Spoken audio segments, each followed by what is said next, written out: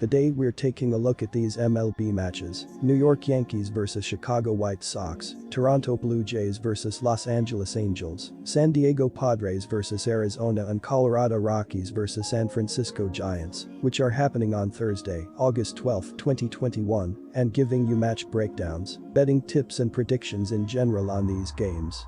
Welcome back to High Stakes. Let's get straight into it. Also, don't forget to subscribe to get notified as soon as we release these sport prediction videos. And if you would like more betting tips and predictions, then check out our Patreon in the link down below. Our new Patreon is a way for us to help you improve your chances of making more money.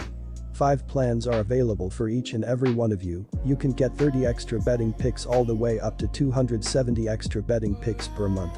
Stop wasting hours of your time searching for bad betting advice that ends up costing you a lot of money. Join the High Stakes Patreon now and get the best betting picks and advice. New York Yankees vs Chicago White Sox. The setting for this contest is a tribute to the 1990 movie with Kevin Costner and Ray Liotta. Major League Baseball sold more than 8,000 tickets for this game, and it certainly will be a visual spectacle. Both teams are in the playoff picture as it stands, but the Yankees are running on fumes due to COVID-19 cases and injuries. New York is minus Anthony Rizzo, Gleyber Torres, Gio Urshela, Clint Frazier and Gary Sanchez from their position players, while Domingo German, Jordan Montgomery and Jarrett Cole are out in the rotation.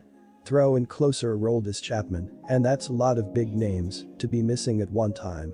New York has struggled most of the year putting runs on the board, and facing a White Sox team that is clicking is going to be a challenge. Lynn leads the AL in ERA and has been shutting down teams all season long.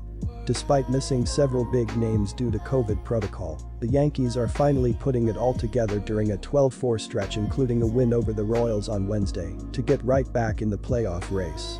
Luke Voit got the Yankees off to a good start with a 2-run single in the top of the first before Round Oter added another run-scoring single later in the frame, and Kansas City couldn't recover as 6 New York relievers combined to allow just 2 runs on a bullpen day. Chad Green was credited with a win for 2 scoreless innings, allowing just 1 hit while striking out 3. Tyler Wade capped off a strong series with 2 doubles, a walk, and a run scored. Looking after battling through 6 innings to beat the Seattle Mariners last weekend, allowing 4 runs on 4 hits and 3 walks, racking up 9 strikeouts.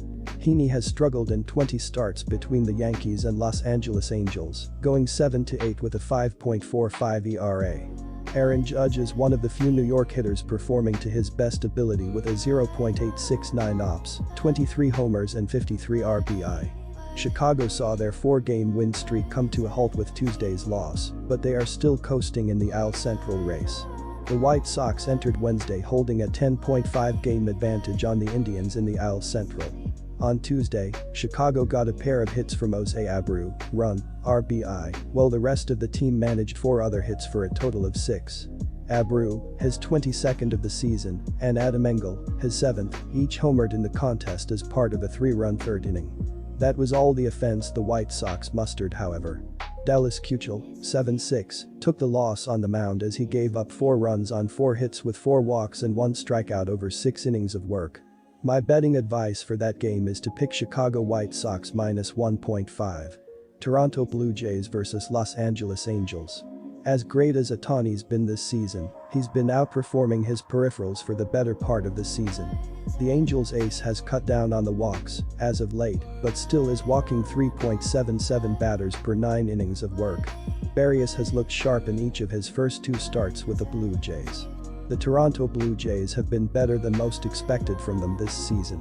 In fact, their stats dictate that they should be doing better than their record currently. They are second in the league in runs scored with 5.2 per game. They are also top 10 in runs allowed with 4.1 per game. If the Jays keep going through the season at this rate, they will win a lot of games. They have already started this by going 7-3 in their last 10 games. Jose Barrios will be looking to keep this going. Jose Barrios is one of the players acquired by the Jays at the deadline. He has a 8-5 record this season with a 3.23 ERA and 254 IP.